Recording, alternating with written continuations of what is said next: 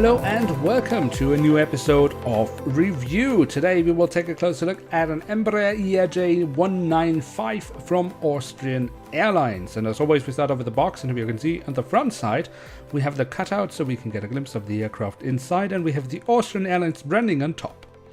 Then on the back side we have a very nice image of the aircraft inside. We can see it's a limited edition, and we have a link provided by Herpa where we can get more information. So that's it for the box. Let's take a closer look inside and at the aircraft model itself. And here she is, the Embraer ERJ195 from Austrian Airlines in what we now would have to say is the old livery of Austrian Airlines. As you probably know, in 2018, Austrian introduced yet another livery. So this very short-lived livery is already being faded out. But the aircraft has a very interesting story, and in my opinion also the model is a very nice one, so we will of course take a look at it.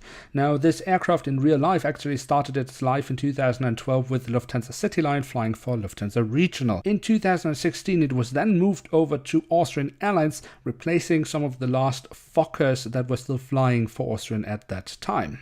But let us now take a look at the aircraft model. As always, we start off with the tail section, and here we can see on the vertical stabilizer we have the Austrian branding. On the fuselage we then have the Austrian flag, the flag of the European Union, the full registration code of the aircraft, and the Lufthansa Group branding. If we then move from the back of the aircraft all the way to the front of the aircraft, we can see along the fuselage the writing of Austrian, and we also have the Austrian branding. We then also have the Star Alliance logo, as Austrian Airlines is a member of the Star Alliance Airline Alliance. If you take a look around the cockpit, we can see just underneath the cockpit windows we have the name of the aircraft. In this case, the aircraft is named after the city of Prague.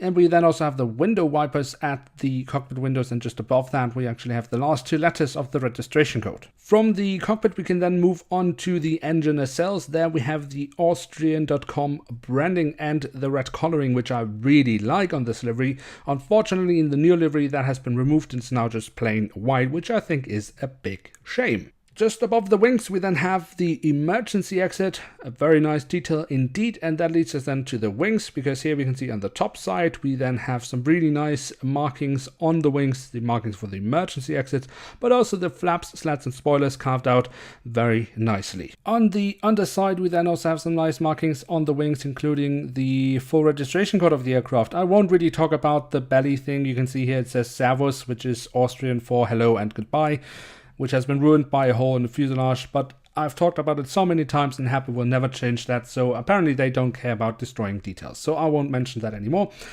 But we still have some nice details left on this aircraft which haven't been destroyed. For example, the winglets, they look fantastic on the ERJ, in my opinion at least, and they've been given the red from Austrian Airlines, the red coloring from Austrian Airlines, and that looks absolutely amazing. And then last but not least, we also have the doors to the cargo compartment, or at least the markings for the cargo compartments, here at the back side of the aircraft and here at the front side of the aircraft. So there we have it, the ERJ195 in a livery of Austrian Airlines that we barely got to know, as it is already being faded out again, which is a big shame if you ask me. I really like this livery, and I think it was pretty much the best livery Austrian has had in many years, so it's a shame. But anyway, what can we say about the aircraft model itself? Well, the print quality is really, really good. The physical details are also excellent on this little aircraft model. So it is a very nice aircraft model to have, and I can really, really recommend it. And with that, we have reached the end of today's episode. Now, if you have enjoyed this video, do feel free to leave a like. That would be very nice. With that, you show your support for the series and of course the channel. And if you're new around here, why not hit subscribe? That would be absolutely awesome, and you won't miss out on any future reviews. Next time on Review, we will take a closer look at an Airbus A350-1000 in the livery of Qatar Airways.